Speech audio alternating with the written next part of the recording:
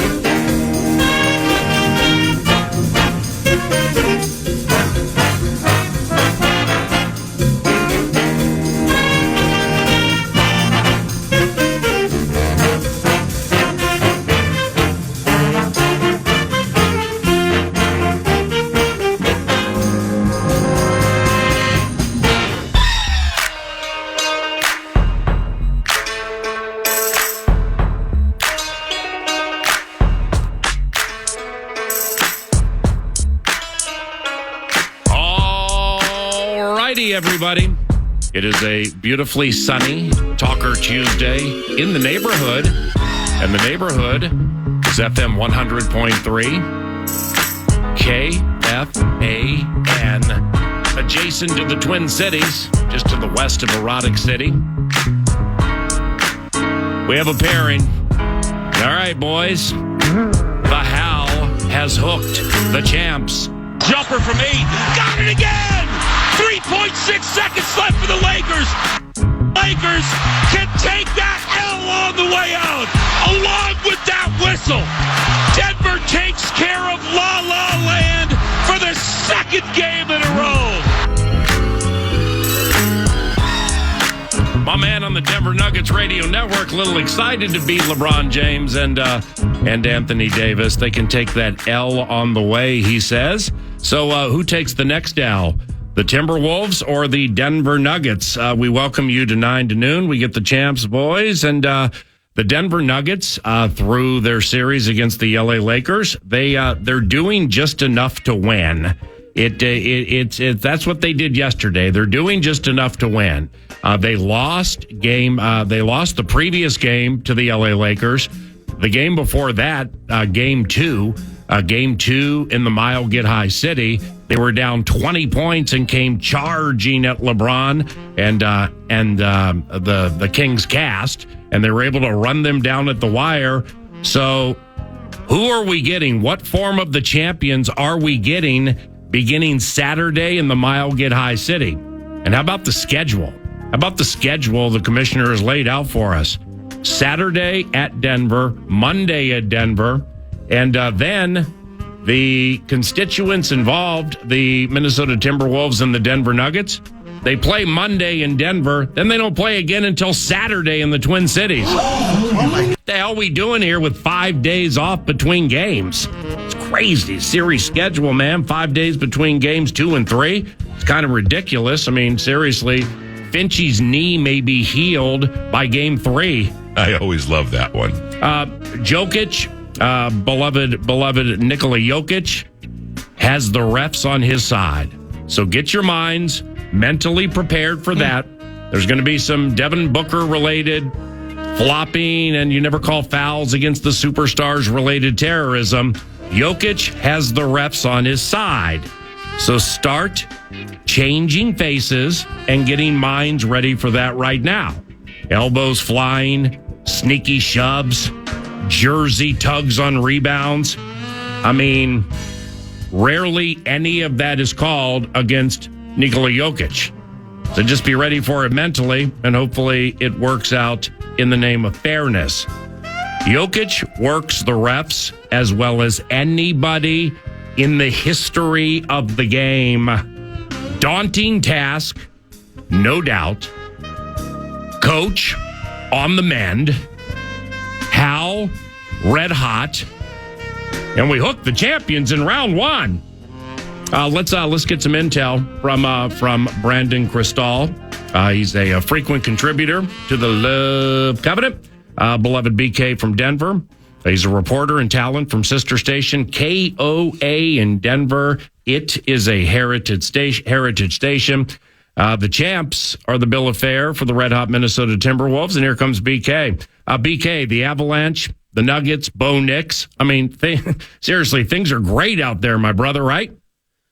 Things are certainly trending up, and for the Broncos, I know we can get to them last if you want, but sort of like the Vikings, everyone's hopeful they have their franchise quarterback, but you know how it is when you draft a quarterback in the first round, something the Broncos don't do very often, and it's the second highest drafted Bronco officially because John Elway was drafted by the Colts. With the new jersey that came out last week, I think that once Bo Nix decides on a number, it'll be the number one selling new jersey, at least for a while, until we find out whether or not he can actually play. What about these Nuggets? They it seems like they're doing just enough to win, which would be fine for a champion attempting to go back-to-back. But what you think about that team?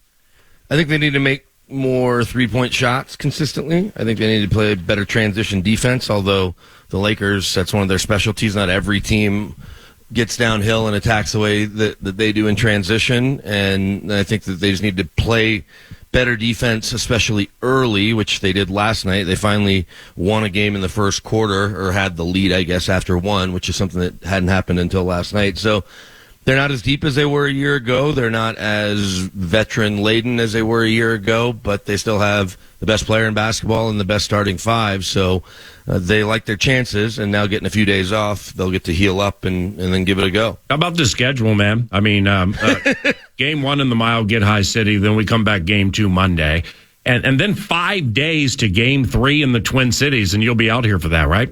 Yes, I will. And it's funny because I was talking with folks with the Nuggets, kind of at all the levels, coaching staff, behind the scenes, and even Joker said he doesn't. I said, how much do you like this time off? He said, I don't like this much time off. He goes, I want to play the Timberwolves in 2 or 3 days, because then if not, I feel like my body feels like it's resting too much, or I'm getting too much rest. And so he's going to get that essentially twice. Now it's good for guys like Jamal Murray and Kentavious Caldwell-Pope, but they're going to, if the Mavericks and Clippers go to 7 games, they're going to have both games in the books before the other series even gets 1 game in the books. And I understand the league has to do what it does, and you're dealing with 3 teams in LA that share a building, 2 teams in Dallas that share a building, 2 teams in Denver that share a building across both sports. And so it's just coincidence that some of those kind of overlap. But man, it seems pretty wonky. Like why they wouldn't do it, Saturday, Tuesday, or even Saturday, Wednesday is a bit perplexing, but I get that the leagues do what they have to do. Are the champion Nuggets a cinch to beat the Timberwolves, beloved BK? I don't think so. Not at all. Not with the way the Timberwolves have been playing. Certainly, you have to think confidence grows when you sweep a team, especially one that has maybe the best pure scorer we've seen ever, or certainly in a long, long time. I know that team is really flawed in a lot of ways, but they took care of business. And, watching that game Sunday night where they had plenty of chances to let the Suns, I guess, quote, steal it, even though it was in Phoenix, it was a credit to Minnesota. And I saw the stuff that Ant said about Karl Anthony Towns and his fouling, and I'm not going to use as much colorful language, but we saw what they were with Cat and without. I know there's plenty of people that think that when Cat's not out there, when he hasn't played, that they maybe even play better as a team at sometimes. But when you've got one of the best scorers in the league, that's such a matchup problem, and then you also have a healthy Gobert and Naz Reid, who has to be the best big man off the bench in the league, then they absolutely can beat the Nuggets. The Nuggets are going to have to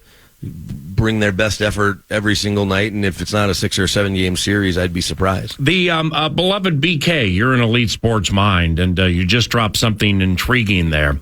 The Timberwolves and their abundance of flaws. What would make up said abundance? Beloved BK? Oh, sorry, I lost you. You said, I assume that ended with what would make up an abundance of flaws for Denver? Yeah, no. You talked about the Wolves beating the Suns, and you were praising Anthony Edwards, and you said, the Timberwolves with an abundance of flaws. I'm wondering what they are. No. The Suns' abundance of flaws. Suns' abundance of flaws. I got you. So for Jamal Murray, who hit the game winner last night, he this calf situation through which he's playing. I mean, my man had to suck it up a little bit last night, didn't he? Yeah, and I was sitting right there watching his truncated warm up, at least on the court, in front of everybody else. I don't know if he did something on the practice court upstairs that we couldn't see, but sitting there with, it just was kind of random, but a bunch of other media members at the time Jamal came out about 45 minutes or so before tip-off, you thought, you know what, he can't really get any lift. He was clearly favoring it. It was wrapped heavily. He's probably not playing. And then lo and behold, not only did he play, he leads the game in scoring, hits 5 threes, and obviously was huge in the fourth. And then Kentavious Caldwell-Pope's been dealing with a nagging hamstring forever. That kind of went away, and now it's a nagging ankle. He left the game not once but twice. I saw him right towards the end of the first half. I just happened to be walking by the tunnel where he was trying to get stretched out. I was like, I don't see how this guy gets back in there. And then lo and behold, he was back in there as well. And so the extra rest will be really good for those two, but you know how things are. They can linger, especially something like a calf when you talk about soft tissue muscles. And so I think that it's got to be something you monitor, because without Jamal Murray, the Nuggets don't win a championship last year. They don't win last night, and he's without question the best basketball player in the NBA that has never made an all-star team. And if they don't have him for any game, then they're certainly vulnerable. If they don't have him for an extended period of time, I don't see how they win a given series, certainly not against the Timberwolves. Beloved BK, Brandon Krisztal, KOA Radio. It's a heritage station and a sister station in the iHeart family. Please follow him via Twitter. It makes a lot of sense, especially during this upcoming series. Timberwolves and Nuggets. It's at BK Denver Sports. At BK Denver Sports. And with Jokic, just metaphorically speaking, from superstars with days gone by, or even like now, does Jokic get all the calls? Is it just to feel like he works the refs so beautifully and so respectfully? Is he one of those guys who just gets all the calls? Unless he's playing LeBron James, right, where there were a couple times late in that game that LeBron didn't get a call, and I think in previous games as well. But LeBron, and this is the NBA where traveling is almost never called, LeBron travels maybe as much as anyone, and it wasn't called a couple times, and the crowd's freaking out, and they're commenting on it on TV too, is my understanding. And then Joker travels late, certainly a violation of the rules, and they call that. And I was like, oh, they do know how to call traveling. But in general, he doesn't complain the way Tim Duncan or LeBron did before, and he still has no problem giving it to the refs. He's been tossed out of games for being frustrated with not getting the whistle he wants, but I think he has figured it out. And when you win a couple MVPs and a third is likely coming his way here sometime soon, you are going to get more calls than he certainly used to. And so I think that finally has started happening in late last year and certainly this year. So to say he gets all the calls, I think maybe slightly overstated, but he certainly gets plenty. And with Jokic, I've contended mostly this season, but some last season, that when you're getting ready for the Nuggets and you're watching film, man, you got to be careful that certain parts of your game don't get defeated before you even play a game. Because, you got those elbows flying, free throw line extended, the sneaky little pushes, the little jersey tugs. He pushes the envelope as well as anybody I've ever seen. And the elbows and everything, man, that's like a common thread with his game, right? Yeah, and it starts with how he runs down the court. I was watching last night, right? He takes a rebound and just starts going, which is something he does all the time. Most centers don't do it. Certainly they don't do it to the level he does, where he just initiates the offense. And you realize, okay, even when he's dribbling the ball, I can't tell if it's deliberate or just the way he happens to run, but his elbows are certainly extended, and it looks so different because it's not fluid, right? He's extremely athletic. He just looks unathletic. Because he doesn't live above the rim. He's kind of the anti-Anthony Edwards in that regard, right? Maybe the most athletic guy in the league, or certainly on a short list. And so it's wild to watch kind of the unorthodox nature of his game at times, but how effective he is in all aspects. If he gets a matchup on him, and certainly the Timberwolves can throw more quality size at him than anyone, but if he gets anybody smaller, he immediately tries to score on them down low. If he has somebody that he feels like he can get by, he'll go by them, or he has no problem if he can create space getting a shot off. And he certainly is, not only the best passing big man we've ever seen, but on a short list of best passers we've ever seen. But you are right about sort of what he's able to use to his advantage and get away with, I guess. But he is a problem, and certainly Timberwolves fans have seen that plenty, including last year in the playoffs, but I maintain that they're better than they were a year ago, and they gave the Nuggets, I think, as tough a time as any of the teams that they faced on their way to their first championship. Hey, beloved BK, last one. Thanks for the time, my brother. Brandon Krisztal, KOA Radio. Where do the Nuggets rank in the hierarchy of the pro sports teams in the Mile High City? Second. Okay. Because the Broncos are always going to be king, even when they're bad, and by their standards, 8 years, no playoffs is certainly bad, coming off Super Bowl 50. The Avalanche fans, like hockey fans in Minnesota, has probably the most. I guess it'd be maybe a toss-up between Minnesota and Michigan, but I'm not going to get into that right now. The hockey fans here love their Avalanche just as much as anyone, but the numbers are what they are. And when you work across multiple sports like you and I both do, and you talk about something or you post something, whether it be on social media or on a website, you just realize that, yes, there are passionate hockey fans, and their 10, 12,000 season ticket holders are the same people that are there win or lose, even in their lean years. And so it's hard to be a casual hockey fan when many people didn't grow up playing it and understanding it the way they did with basketball. We're like, oh, just trade for that guy and all of a sudden our team's better, or get rid of this guy and it's addition by subtraction. Hockey, they don't understand the nuance, but it's cool having the best hockey player on the planet too, or at least the guy that's played the best this year, as well as the best defenseman when you talk about McKinnon and Makar. So everybody loves a winner. They enjoyed the parade 2 years ago. They enjoyed the Nuggets parade last year. There's maybe a world where they both make deep runs, whether it's this year where they're trending in that direction, or next year or the year after, because both those guys are 29 years old. And so it's third. The Avs are third now because the Rockies are technically a professional baseball team, but they're obviously off to a terrible start. Jeez. People will go to the games. It's a beautiful place. You've seen it, Paul, and know how great it is, but it is clearly the Broncos, then a little bit of space, then the Nuggets, then the Avs, then the Rockies. If I get out there Saturday for game one, I'll give you a call. We'll try to get together Friday and or Saturday. Thank you very much for the time, my brother, and I look forward to seeing you soon, okay? Sounds great. It's going to be a fun series. I hope your fans are looking forward to it, too. Yes, sir. We are howling here adjacent to the Twin Cities. That's beloved BK, BK Denver Sports. We're hooking the champs in round two of the NBA playoffs. And some would say that the entire conversation is for naught, the way Oklahoma City is playing right now, dispatching of the Zionless Pelicans in a fine fashion, sweeping them and closing them out on their home court last night. Welcome to 9 to Noon. I'm Paul Allen. Nordo produces, and everything presented today is courtesy of TimberTech and TimberTech.com. What's on deck includes a little football conversation around the corner, followed by Vikes Bites, followed by the Scribe in studio, and Double T, Trent Tucker, NBA champion, to assess the Howls' chances against the vaunted Denver Nuggets. That's at about 11 o'clock. Good morning. Welcome to 9 to Noon. Now we present this. The Fan, along with BigDeck.com, they want to give you a chance to put $1,000 in your hand with the National Cash Contest. Go to KFAN.com and enter the keyword check. And you might win $1,000 with the keyword check at KFAN.com. Video app.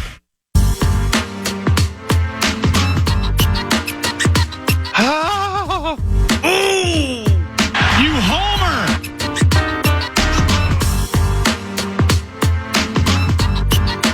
Got to be careful with Johnny Pecker. Yes!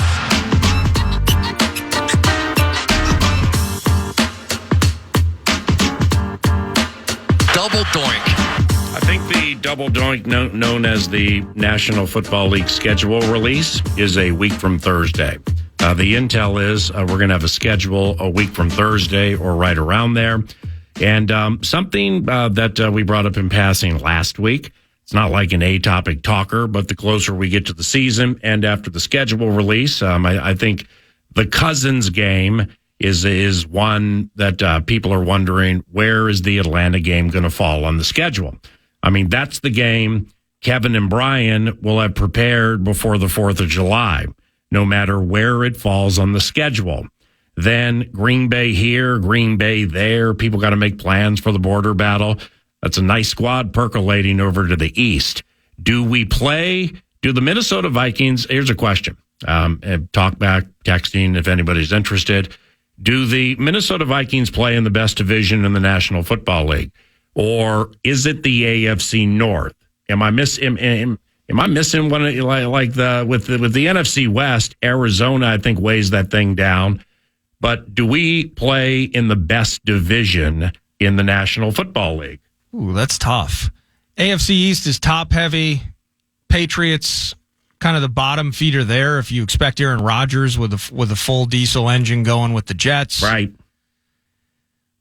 Oh, and where does the Jets game fall in the schedule too? And AFC North. What's the London game going to be? It depends on how you feel about the NFC West with the Cardinals, because the Rams are game. Seattle with Geno. Mm-hmm. The NFC South is just, it's a bastion of mediocrity. AFC South, what about that? Colts nearly make the playoffs without Anthony Richardson last year.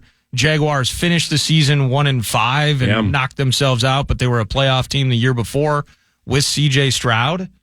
I would actually say there's 2 or 3 super competitive, but on the high end, if you expect that the Detroit Lions are an NFC Super Bowl type contender, right, and you believe that Jordan Love and that super young team got smarter in the offseason, Bears on the come, and Vikings now with a new QB. Yeah, NFC North is competitive as it gets, and the AFC South is the AFC the division that we get, like Anthony Richardson and Calvin Ridley and Will Levis and C.J. Stroud, D'Amico by his side. So not knowing where they're going to fall, we know who they are, but we don't know where they're going to fall. So, like from a first round standpoint, we get Detroit twice. The fan has learned. So they move up from 29 to take the Alabama corner, Terry and Arnold, and they're quite happy about him. And the post-draft conversation that you're starting to read, hear, or see is because of all those offensive players that went bang, bang, bang, 14 consecutive, 6 quarterbacks in the top 12. Not only did Dallas Turner fall to a spot nobody envisioned, and that would be 17 to the Vikings, but 3 corners that they went markedly deeper than anybody thought. Lions got one of them. Bears, the Bears at 1-9, the Williams, Odunze, that combination there, that's ballyhooed. They did make a trade, I believe it was Friday. So they identified somebody they liked deeper than pick 75. It might have been an offensive lineman from Yale.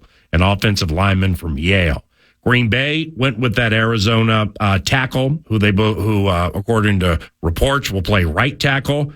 What about Arizona? Marvin Harrison Jr. And I think they took a Missouri pass rusher at 27, right? At 27, it was Darius Robinson. Yeah, the Mizzou edge. What did the Niners do? We have the Niners at home this year. Well, the 49ers are weird, PA, because Buffalo was trading their way out of the first round on Thursday night.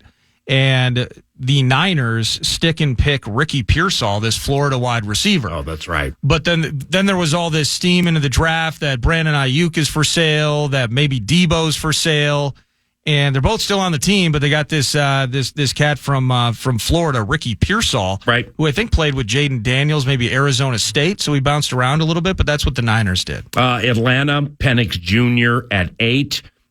Houston, we have Houston here this year. They had no first round pick. 23 went to the Minnesota Vikings.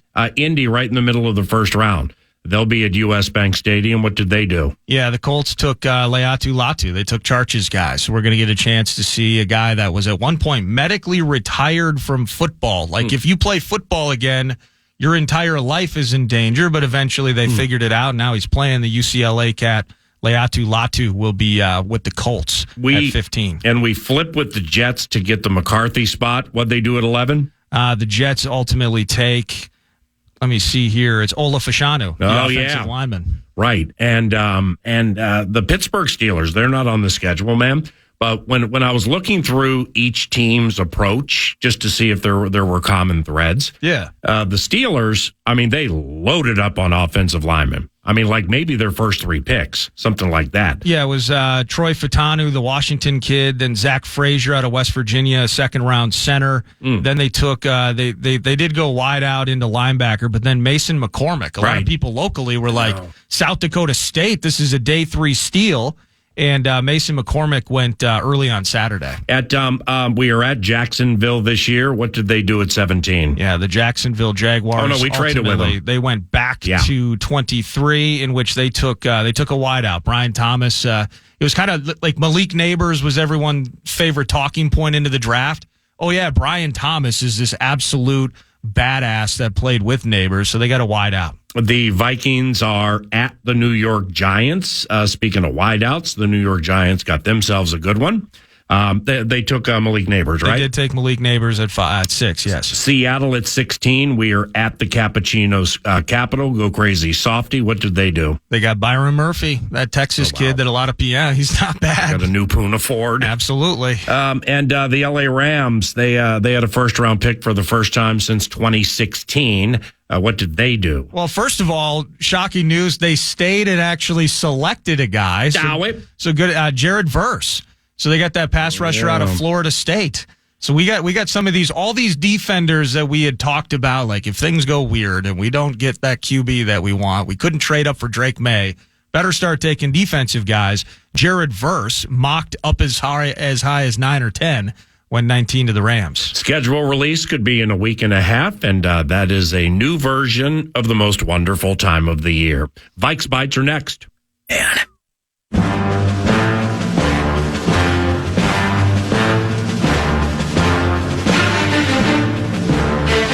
Welcome back, 9 to noon. It is time for Vikes Bites! Brought to you by Thousand Hills, lifetime grazed, grass-fed beef. You can shop online, thousandhillslifetimegrazed.com. You can also learn about, no antibiotics, how they create this delicious product, but also local co-ops, local Coburns locations. You can find them. They're growing rapidly, which is awesome. Clearwater, Minnesota-based company. Love me some Thousand Hills. And I love me some Christian Darrisaw. And it appears that the Minnesota Vikings do as well, PA. Christian Darrisaw, of course, a 2021 first-round draft pick. He's played 3 seasons in purple. He's entering his 4th. The Vikings, it was announced yesterday, did indeed pick up his 5th-year option. Now, based on the numbers, I think it's high teens. It's called $16 or $17 million for that option. But in the same sense, the Vikings want to keep him around for a long time. They may enter contract negotiations at some point with Mr. Darrisaw, probably get JJ figured out first and then on to the left tackle. But the top 5 salaries in the NFL into 2024 for left tackles, Trent Williams at 20, Jawan Taylor, 19.5. Tristan Wirfs, 18.2. Laramie Tunsil, 18. And then Cam Robinson, 16.25. Jeez. Top 5 cap hits for offensive linemen in the NFL. Wow. Trent Williams. Holy cow, with that Cam Robinson number. Are you kidding me? Well, I'm getting I know. And that's where I'm getting to is Trent Williams, his cap number is 31.5. Taylor Moton, the right tackle for the Carolina Panthers, has a $29.7 million cap hit this year. They love their right tackles down in Charlotte. Laramie Tunsil, 25. Jawan Taylor, 24. Andrew Thomas, Giants left tackle, 23 and change. So just kind of giving everyone an idea, PA, that at some point, Justin Jefferson, that contract will be signed and secured, signed, sealed, delivered. He's ours. But at some point, thinking about the money that it will cost the Vikings to retain the services long-term of Christian Darrisaw, just keep that in your back pocket because that's going to be on the to-do list of Mr. Kwesi Adolfo-Mensah. Well, and it plays into the, part of the job of getting the roster younger and finding free agency money and keeping the team, exponentially under the cap. This all plays into it. So, it could be 80 to 93 million under the cap into next year. Then you get JJ, then you get Darrisaw, and I wonder where it goes from there. Let me ask you this, and it doesn't matter now, obviously. Michael Penix drafted by the Falcons at 8, shocking the world. But do you think that it truly would that have been a massive problem for Christian Darrisaw and his finances in the future? Would it have been as extreme as we are filling segments talking about the future of Brian O'Neill and trying to get that benchmark right tackle as he gets older in his career? Would it have been to that degree in terms of blocking his blind side from the right? Would that be how we would have to look at that moving forward? Maybe Darrisaw's like, whew. Great question. Oh, you just made me $30 million by not drafing the southpaw. Well, the Tampa Bay Buccaneers with a right-handed quarterback, they've had nothing but right-handed quarterbacks, maybe forever. I think they moved Tristan Wirfs from left to right tackle. His position moved into our game last year, the first game of the season, and he was disgruntled, and I guess there were some problems with it. So, I mean, if you get these left tackles flipping to right, then that potentially could change the right tackle market. But I see what you're saying with Michael Penix Jr. But they purportedly or assumedly will not have to worry about that for a couple of years. I think he went from right to left, wasn't it? Because they had was it Donovan Smith? Remember they had that older left tackle that at one point had the most penalties in the NFL, kind of during the Brady years. I think Wirfs went from right to left. But, again, this is not Bucks fan line. Vikes Bites, that's what it is, 9 to noon. Who takes the LPA? And I don't just mean the Lakers and La La Land, courtesy of Nuggets Radio. How about your Nuggets box? Yeah. That's too much. Dropping the L? That's too much. Well, he's going to have a hard time reliving that call or reproducing that call against the... Well, he's not going to be as motivated, or it's not going to be as frontal or in your face-ish because it ain't AD and it's not Anthony Davis. Wolves in 5. It's the it's the pesky little team from the cornfields. But who takes the L? Which QB doesn't make the cut, PA? We got 4 of them now. Is it Nick Mullins? Nick Mullins back up, and he can throw for 400 yards. He also can throw it to the other team. The Vikings can save $1.9 million by cutting Nick Mullins. But that means then they're rolling with the second-year cat from BYU. Yeah. Jaren Hall. That's a great question. Kind of built as a project that this is a kid that's certainly not going to be ready to play. He certainly, sadly, was not ready to play under the bright lights against the Packers last season. But they can save, I think, somewhere between $700,000 and $900,000. Now, I'm approaching it on the baseline just from a financial viewpoint, only because I was writing the Christian Darrisaw numbers down shortly prior to this. But I'm thinking about if you're raising McCarthy, does that mean you've given up on the idea of raising Jaren Hall? And I guess I'm just curious what the plan is, A, and KO will have all of that figured out with McCarthy, but does that mean Jaren Hall is just hanging out, just getting people water, and he's going to be Microsoft Surface guy on the sideline for his career? Is it already over for Jaren Hall, really, before it even got a chance to begin? I mean, it's an interesting question. Cutting him, I don't think is an option. Practice squad would be an option if eligible, and having Mullins with Darnold for McCarthy. Mullins with McCarthy for Darnold, that seems to be the trifecta. And into the season, the designated third quarterback, I mean, if I had to predict now with the right to change it, it would be McCarthy. Mullins would be the backup. Darnold would be the starter. Hall would be the practice squad bit, where if you pluck him from the practice squad, then he has to go active on your roster, I think, for 3 weeks. So that's at first blush, that's how I would see it now. And in some ways, if it's not ever going to come to fruition, and you draft McCarthy 10th overall, it's fairly clear that Jaren Hall is not in the now time storybook plan for Kevin O'Connell. Right. But if you do put him on, at least that gives him an opportunity to maybe get plucked by another team. You know what I mean? Because he is kind of in football pigskin purgatory at this very moment as he sees McCarthy's name called on Thursday night of the NFL draft. But still some seasoning required for the BYU kid. We shall see who takes the L. I found this from Nesson, and then I also saw a report, so I'm going to mix the two. NESN out east, and then Mike Reese of ESPN talking about the attempt to trade for pick 3. So Adam Schefter, he had widely reported, and many had leading up to the draft, that it looks like the Patriots were going to stay at pick 3 and take a QB. Adam Schefter reported, courtesy of Nesson, the Vikings had multiple trade discussions with the Patriots for number 3 overall. Minnesota did not talk with any team more than it did with New England leading up to the draft. And those conversations revolved around various pick packages. It's important to note, it did not involve a player like Justin Jefferson. Ultimately, though, as we know, New England locked in. They reached out, and NFL Insider said there was zero chance New England was going to trade out. This is Schefter from yesterday on the Pat McAfee show. Zero chance, zero. Clearly, the Patriots were determined to stick where they were. they knew, like everyone else, Caleb was going 1, Jaden Daniels was going 2, and that they were going to be able to take Drake May. So now loop in SI's Albert Breer. Breer reported that about a week before the draft, Minnesota's offer did include its 2 first-rounders, 11 and 23, along with a 2025 first-rounder. Although in this particular package, it sounds like the Vikings were going to get back a couple of mid-round picks as part of this deal. So they'll get 3, a couple of mid-rounders, but all those firsts are gone.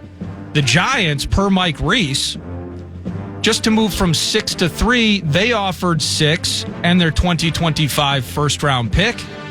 And New England still would not move. How about that? So, whatever their process was, Elliot Wolf, we're open for business. Give us your best offers. It would take an unprecedented deal. They gave up just to move back 3 spots. They wouldn't take an extra first-round pick as part of the process. So they were keyed in from Drake May. And all those ideas we had talked about settling and such, PA, like, if we find out after the draft that they weren't aggressive in this spot, right? And they don't end up getting a QB, that would be a very frustrating thing. Now they end up with McCarthy, which is awesome. But knowing that they went in with, here's our 2 firsts, here's next year's first, we want Drake May, there was nothing they could do. New England truly was an immovable object at 3.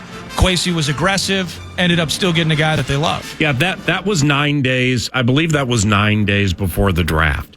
And I caught wind last week that the Vikings and Patriots could have a deal remember Wednesday I came in here and I'm like, what would we prefer? A trade with somebody to be a week in front of the draft or as the clock is winding down? So I just wanted to kind of lay the groundwork there, not knowing what was going into the deal. And really up to the draft, I didn't know exactly the particulars, but I just caught wind that, that there could be something that happened a week in front of the draft. Well, now that it's laid out the way it is, then, seriously, with New England, I mean, way to stand your ground. They wanted something, they were offered a lot, and they didn't budge. So it, thus draft day, thinking that there could be a puncher's chance to move into that spot. That's why I'm like, it's these 3 first-rounders, and that's it. There's nothing else. So if you don't want it, then you can roll in with Jacoby Brissett, raise Drake May, and the Vikings will roll in with Darnold, raise J.J. McCarthy. So the interesting part here is the request or the possibility of not only getting that spot, but maybe getting some ancillary stuff in return. Because when not knowing which deeper draft players the Vikings liked, it's, there were a lot of fine players who would have fit needs here who just kept falling in that void, that abyss where it's not that they didn't have any picks. There's nothing they could do with the lack of ammo they had. So this is starting to make a little more sense from 9 days in front of the draft, because you would get some ancillary stuff where you had a void while giving up 3 first-round picks. Yeah. And then they would have been in a spot for McCarthy with, to find their way to JJ and then still have that one deeper in the, I don't know. If I'm New England and Drake May was number 1, at least for me, from what I knew, for New England, I mean, seriously, if you look at the rosters, I wouldn't trade our roster for theirs. Right. So therefore, I'm thinking those 2 first-round picks plus a quarterback virtually guaranteed now that we know what we know. I don't know. I would have gone that way if I were New England. Yeah, I look at it that way. But I will also now say, as much as I really liked Drake May, I also really like J.J. McCarthy. Me too. And it kind of goes back to, we talked about it a bit yesterday, but it's such a weird thing where it was conventional wisdom that the team was going to move up and they were going to get that guy, and we'd all kind of talked ourselves into next year's first, and kind of to the point of being okay with that. That's the price of doing business. Well, fast forward through the draft, now people are pissed off about next year's third-rounders because they moved back up to get Dallas Turner. Yeah. So you still have your first. You actually come out with the best pass rusher in the draft, and you're annoyed by all that. I just find that I'm still really intrigued by that mindset of going from totally cool moving up to get Drake May, print those jerseys. We want to know which number Drake's going to wear because he can't wear number 10. And then now it's, well, we don't have any picks on Friday again. What are we going to do? I just, it's super weird to me. Well, what excited me about it is it with McCarthy and whenever he plays, okay, that there will be, the proverbial line drawn in the sand. Were you right or were you wrong? But with May and you're giving up all those picks, I mean, that's about the easiest thing in the world to figure out whether you were right or you were wrong. Yep. So at this stage of my fandom and or my career, that I'm into that every bit as much as like hand-picking corner guy from Morehead State and 3 technique from Maryland and pass rusher from Central Florida, and then just figuring out who they are and wondering what they'll do. I mean, that would have been splashy of all splashes ever to splash. And he could have played in 2024, but JJ also could play in 2024. Well, and one thing, and you've said it a couple of different times, for better or for worse, Kwesi has convictions. And just kind of learning about what it kind of looked like behind the scenes, they were convicted about a Drake May opinion. Yeah. They were convicted about a JJ McCarthy opinion. Clearly, they had convictions about Dallas Turner. And the general manager is not afraid, or better or worse, hopefully, and again, it's all on paper. It looks on the better side this time around. He has his convictions, and he acted upon those and made it go on Thursday night. So I like that. Me too. Vikes Bites, brought to you by Thousand Hills Lifetime Graze grass-fed beef. I did get this text message, Mark in Bloomington. Do you think if Belichick was still there, he would have made that trade with the Vikings? The answer is yes. Yeah. The answer is obviously yes. I got some audio for you, PA, a couple different bits here. I'm going to start with Dan Orlovsky and Mel Kiper. They were on ESPN because the second biggest question about JJ McCarthy after what jersey number he would wear, and it was reported yesterday from JJ himself on this show that he'll be wearing number 9, so you can start buying those, NFL Shop, I'm sure. But the second question would be, when are you going to play? And here's Orlovsky and Mel Kiper on that. How quickly can he be the guy to take them to the next level? Yeah, I think minimum October, Greeny. He's going to step in and know formations and shifts and the verbiage of this offense. He's custom made to go in and play at a high level. I think October he's their starting quarterback, and I think because of his play and also what's around him, I really believe he should play himself into the offensive rookie of the year conversation. Caleb Williams is probably the leader now that I think about it, more so because of what's around him as far as the expectation of that. But I think J.J. McCarthy is essentially neck and neck with Caleb Williams at the end of the season for that award. Wow. Mel, quickly, do you believe that McCarthy is the starter soon in Minnesota? All depends upon Darnold as the bridge quarterback. If he's more than that, remember, he was the 3rd pick overall. If he turns out to be more, they have talent. They have the bookend tackles, the running backs, the receivers. They have everything around the quarterback. So if he is struggling with that talent base around him, then you go to McCarthy. If he's not, you stick with him and let JJ at age 21, just like Drake May, sit, watch, and learn as well. That depends upon how your starting quarterback does when we open the season. So that's Dan Orlovsky. How about that? October that was good. Is what he puts into it at a minimum. So at a minimum, does that mean... First time I've heard something like that. Yeah, me too. So very high. But again, it's when we were talking about JJ leading up to the draft, the idea, if it's Drake May, he's going to sit. If it's JJ McCarthy, he's going to sit. They might sit the whole season, and we got to come to terms with that. As soon as he's in purple, it's like, maybe he plays week 1. Right. Maybe we get to see him right. When are we going to get to see JJ? Joel Klatt. He has a college football podcast, and I found this on YouTube, and it's via Fox Sports, I believe. But here he is. He was talking about players who were drafted, his work on third down, really like JJ. He had met him during the Michigan ring ceremony, in which they got rings from winning the Rose Bowl, winning the national title, all of those things really impressed him. He said that JJ a month or two ago was talking about how much it would be a dream come true if he went into Minnesota. Well, what about the situation he's walking into in Minnesota? Here's Joel Klatt. So I think that his skill set is probably even better than some people realize. Speaking of McCarthy, I think that he'll play early in his career in Minnesota, and he's got the best weapons. by a long shot. Justin Jefferson, Jordan Addison, TJ Hawkinson, Aaron Jones they got in free agency. I know Hawkinson's coming off of that injury. He might miss the first, they're hoping like a month, maybe a month of the season, but that's a situation where you can have a lot of success. Defense made a step forward last year for Brian Flores when he was a defensive coordinator. Now they're a middle-of-the-pack defense. They might even get better. And now J.J. McCarthy is in a position to really succeed early, kind of similar to C.J. Stroud with the huge Houston Texans. I love that they were able to trade back up, get Dallas Turner in the first round. Back-to-back years, by the way, we've had a team that has had the offensive and defensive rookie of the year on their team. We saw it with the New York Jets with Garrett Wilson and Sauce Gardner. Then last year in Houston with C.J. Stroud and Will Anderson. There's a chance that we're going to get that with Minnesota.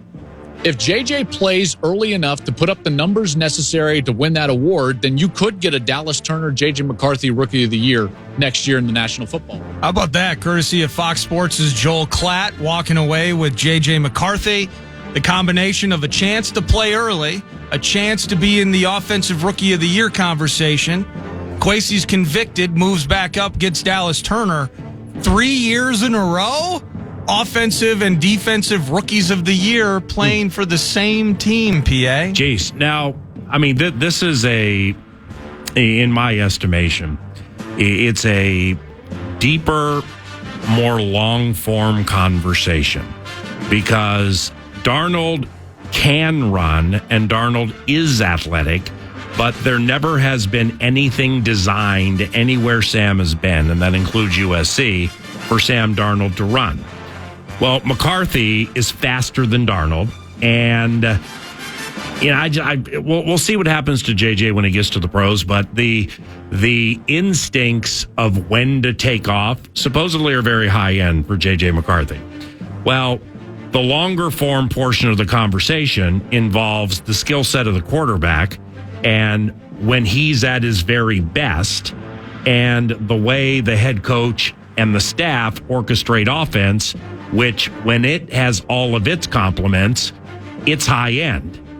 I'm going to think this thing out because I'm not saying that you're in essence going to get two forces colliding here, but if and or when JJ McCarthy plays in 2024 or 2025, that would be the when.